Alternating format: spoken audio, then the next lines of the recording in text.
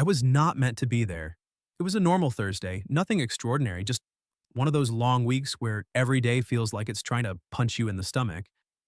I was behind on rent, my car was making that strange clanking noise again, and I had just finished a 7-hour shift in the warehouse when I received the call. "Hey Matt, this is Claire," said the voice, which was far too happy for 6:17 p.m. "Could you do me a big favor tonight, Claire?" An old college acquaintance. Not a close friend, but rather a mutual friend. We met a few months ago at a wedding. We exchanged numbers as usual and agreed that we should definitely hang out sometime. She was the last person I expected to call. "Hey," I asked, "what type of favor? I know it's last minute, but I have a work dinner and my normal sitter has canceled. Could you watch Lily only for a few hours? I'll pay, of course." Lily, her daughter, is 5 or 6 years old. I had seen her once at that wedding rushing around with chocolate on her face. Cute youngster. I was tired. I wanted to say no, but I needed the money. Claire had this voice. She said everything as if it were both a praise and a dare. "Sure," I replied. "Text me the address." I arrived in front of the residence shortly after 7:30. Nice place. Two-story suburban home with white trim and potted plants on the porch that appear to be cared after. Claire answered the door before I could knock. She looked different. Not like at a wedding. Not as I recalled. Tonight she appeared undone in all the right ways. Her hair was still damp and curled slightly at the ends. She is not wearing makeup except for a small amount on her lips. She was wearing an oversized sweater that dropped off one shoulder and hugged her in a way that made my throat dry. And no shoes. Bare feet on the hardwood floor. "I'm sorry again," she said, bringing me in. "Lily is upstairs watching Frozen for the 1,000th time. You're truly saving me tonight." I nodded, attempting to focus. Not an issue. "It's only a few hours, correct?" She smiled, but it was hesitant. Her eyes lingered on my face for a half-second too long. "Actually, there has been a shift. My coworker canceled, so I won't be going out after all," I blinked. "Oh," she shrugged. "But I figured since you're here and Lily is already excited, you could remain. Keep her company while I finish doing some stuff below." A beat passed between us. I should have said no. I should have given an excuse. Fake a headache. Pretend I had a plan. Instead, I nodded. "Yes, sure. Not an issue." Claire smiled again, but slower this time. "You are the finest." Lily was easy.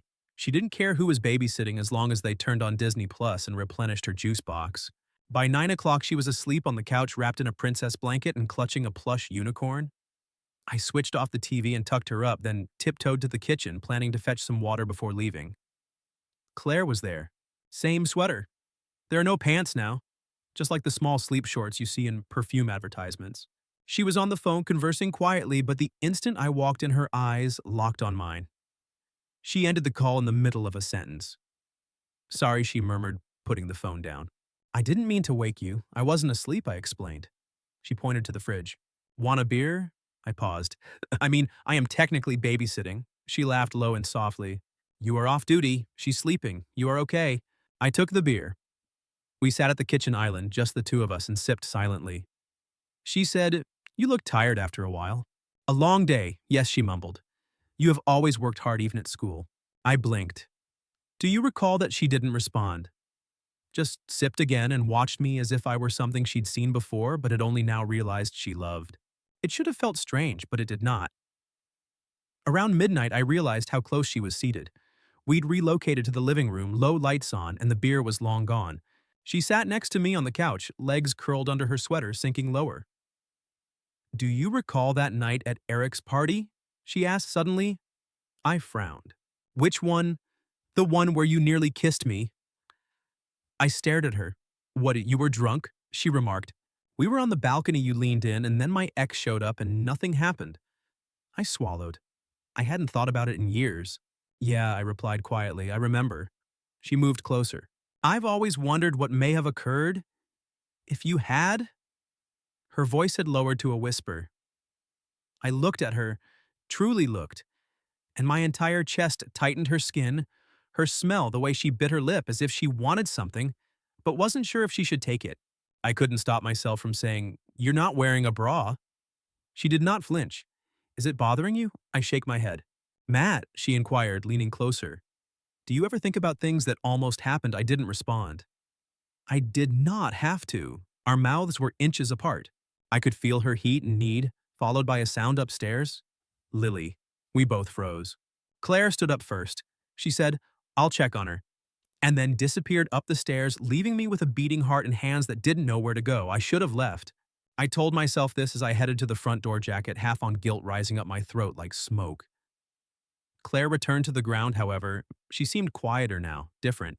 Something behind her eyes had altered. "She's all right," she explained. I nodded and gripped the handle. "I should go." "Yes," she said, barely above a whisper. Neither of us moved. Then Matt, she said, "Do not lie to me." I turned. "What is this about?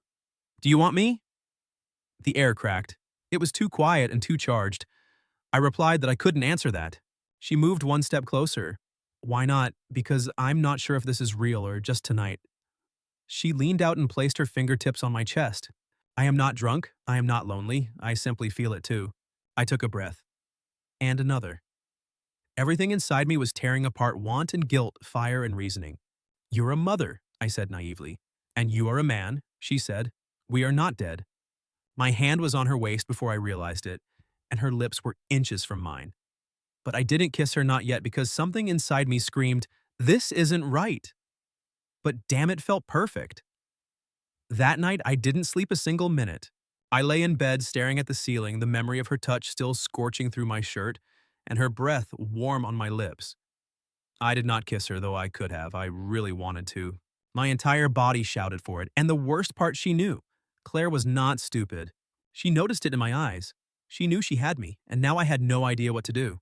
The next morning, I sent her a quick thank you for last night and asked her to let me know if she ever needed a sitter again. It was official and cold, the antithesis of how I felt. She replied with a single line, and I didn't sleep either. That was it. There's no emoji or follow-up, just that.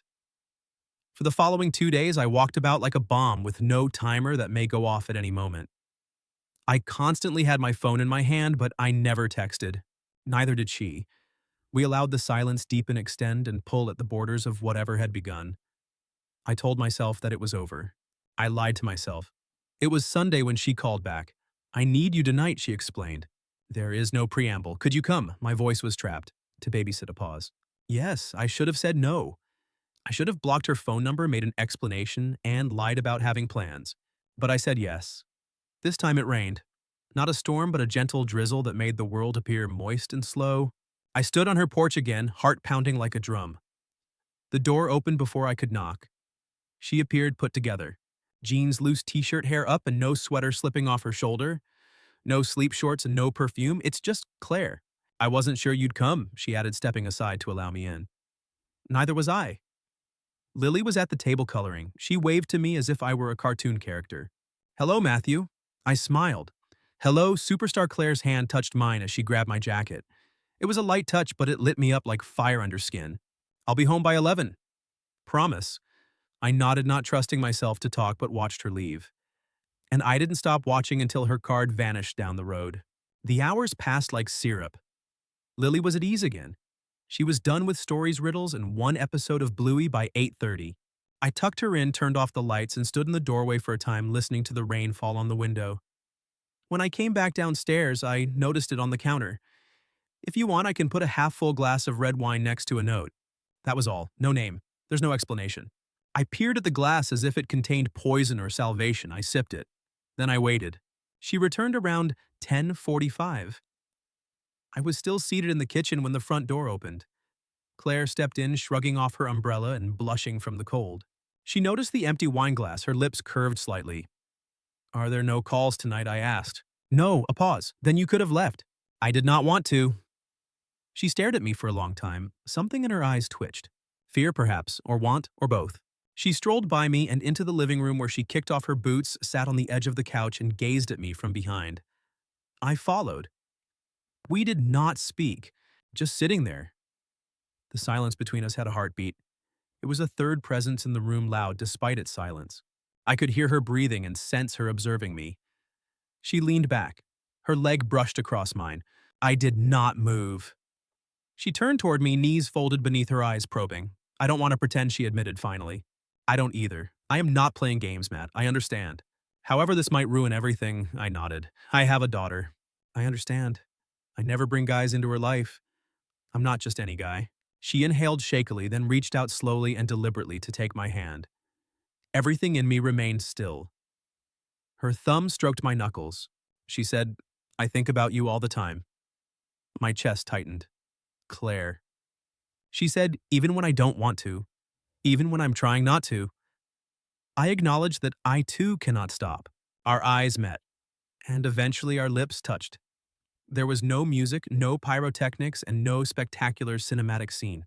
Just heat, real, unadulterated heat. The kiss began slowly and cautiously, as if we were both terrified of pushing too far. Then her fingers crept into my hair and I felt her pull me closer. Everything else, logic, guilt, the outer world, fell away. I'm not sure how long we lasted like that. It could have been minutes. It could have been hours. All I know is that she eventually pulled away. Eyes are glassy, cheeks flushed. "I need you to leave," she whispered softly. I blinked. What before I do something I cannot undo? I stared at her. My heart felt like it was crushed against a door. "You kissed me. I understand." You said, and I know what I said. Then why? Because I am terrified, Matt. Of me, of what this means. Of what it might cost. Once again, there is silence. Then I stood up. She followed me to the door and opened it without a word. The rain had returned, this time heavier and harsher. I stepped outside. She did not say goodbye. Neither did I. The following day, she texted me again. I didn't sleep again. I looked at the message for a long time. Then I wrote back. "Then maybe we can stop pretending it's not real." No response for hours. Finally come over. "I don't care anymore." I was out the door before I could finish reading it. The third time I was in the house, it didn't feel like babysitting. Lily spent the weekend with her father. It was just Claire and I.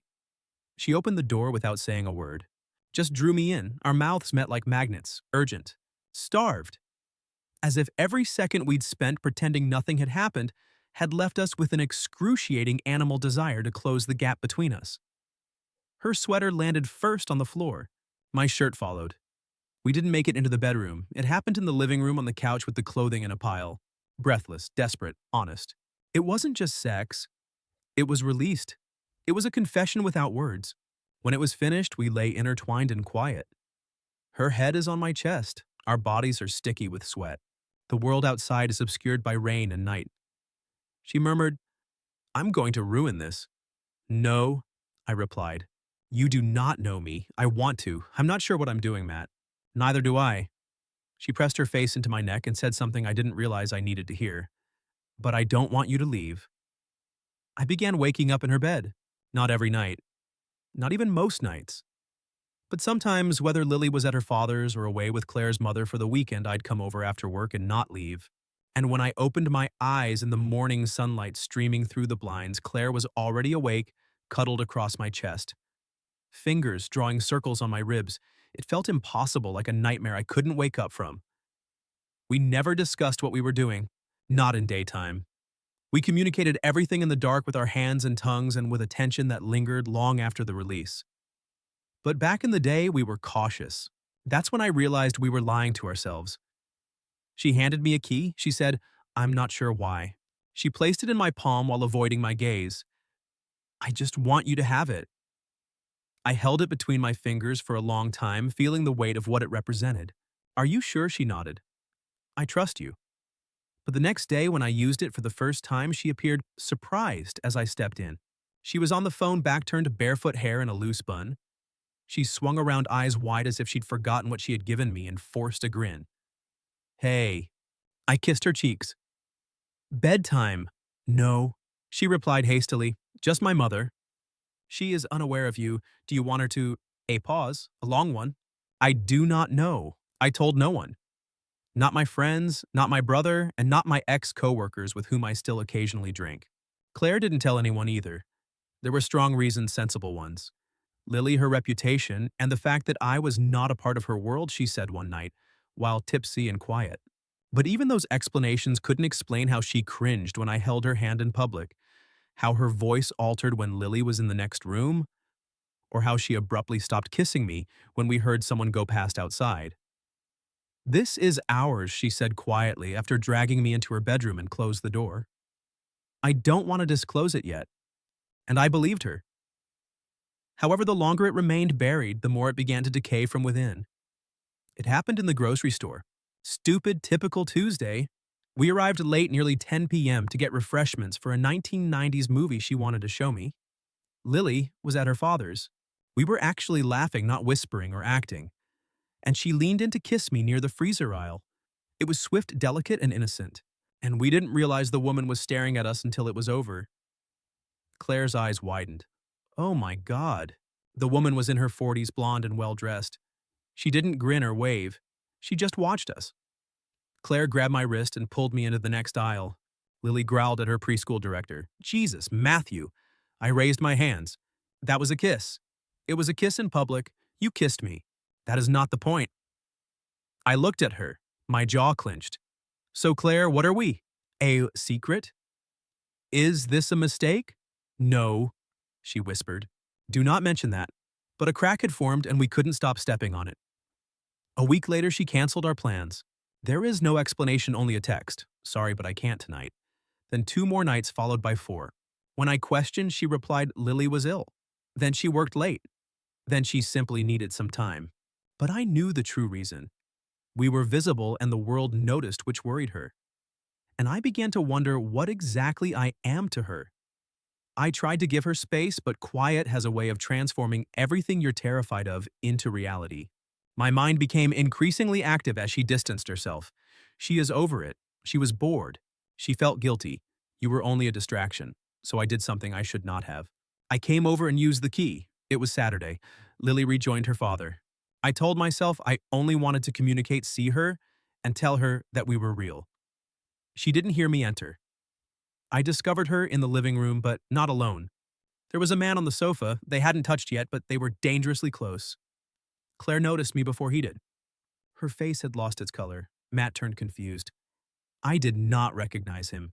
Tall, clean-shaven, wearing a button-up shirt that looked like it came right off a LinkedIn profile photo. Who's this? He asked. Claire's voice cracked. Matt, he's just… I raised my hand. Don't, she approached me. Please do not read into this. I looked at her then, at him, and back at her, and something in me shattered. I remarked quietly, you didn't even tell him to leave. You noticed me and didn't move. Matt, you gave me the key? What the hell was that for a favor or a joke? He is no one. No, I am no one. Finally, the guy stood up. Okay, I'm leaving, he muttered uneasily, getting his coat. She did not stop him. She simply looked at me, her eyes filled with something I couldn't decipher. She murmured, I didn't plan this. Yeah, but you didn't end there. I left the key on the table and walked away. That night I had a drink. Not much, but enough to make you feel numb. But the agony remained. It wasn't just about jealousy. It was that I saw it, how quickly she could pretend I didn't exist.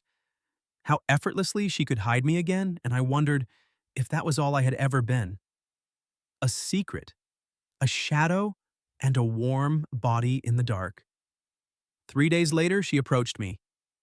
I was in the garage working on my car, my hands smeared in grease and sweat dripping down my back. She remained at the doorway observing me. You look like hell, she replied. I feel like it.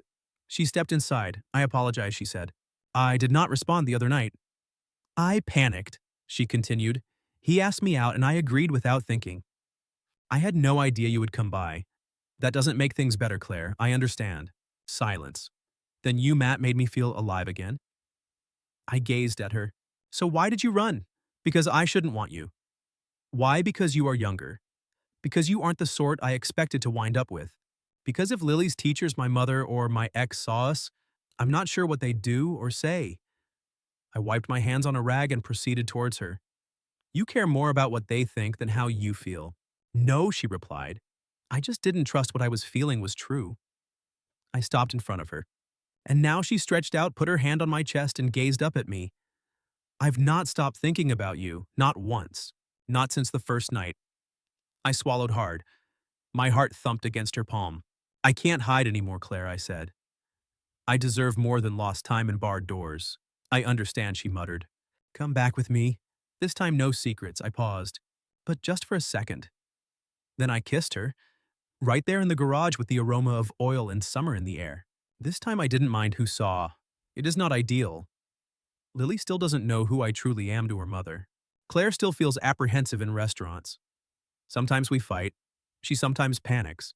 Sometimes I worry if we have the strength to keep going, but then she looks at me like she did that night in the kitchen when she offered me wine and everything shifts.